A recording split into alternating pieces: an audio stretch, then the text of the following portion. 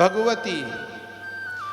आप नवरात्रि में कितना भी बड़ा मंडप बना लीजिए, कितना भी बड़ा मंडप बना लीजिए, मंदिरों में आप कितना भी धन खर्च करके बना दीजिए, नवरात्रि में आप कितना भी बड़ा यज्ञ करवा लीजिए, नवरात्रि में चाहे आप सतचंडी का यज्ञ करवाइए, नवचंडी का यज्ञ करवाइए, दुर्गा जी का पाठ करवाइए, और आज के समय में कलिकाल में यह दुर्गा जी का जो निराकार रूप का पूजन है, यह पूजन अधिकांश तो नहीं ही होता है। जब आप निराकार स्वरूप में भगवती का, दुर्गा जी का पूजन करते हैं, तभी वह पूजा सफल होती है। आप में से कितने भक्त वैष्णो देवी गए हैं? वैष्णो धाम कितने लोग गए हैं?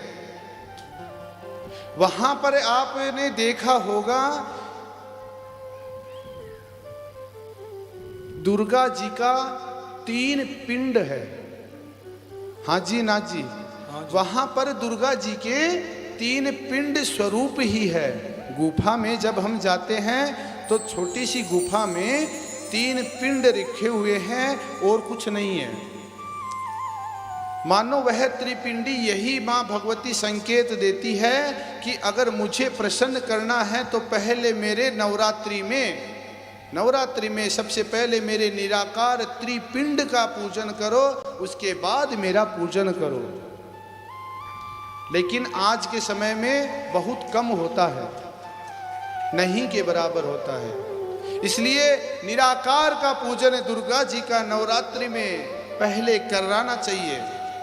अगर ब्राह्मण देवता भी आपके घर में आते हैं तो आप उनसे प्रार्थना कीजिए कि हमें पहले त्रिपिंड का पूजन करवाने के बाद हमारा आप मंगल श्री दुर्गा सप्तशती का पाठ करें।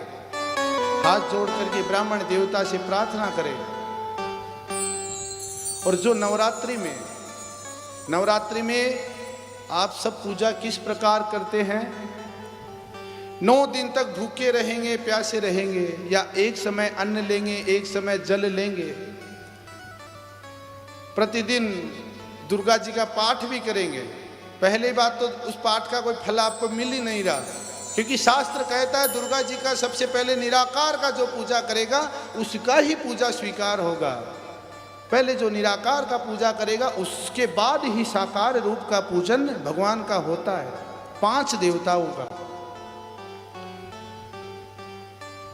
चाहे आप कितने भी दुर्गा चालीसा पढ़ लीजिए, नवरात्रि में यह पूजा करना परम आवश्यक है। यह मैं नहीं, शास्त्र कहता है 5 देवताओं का। और शास्त्र जो कहता है व्यासपीठ से मैं आपको मात्र वही कहूंगा।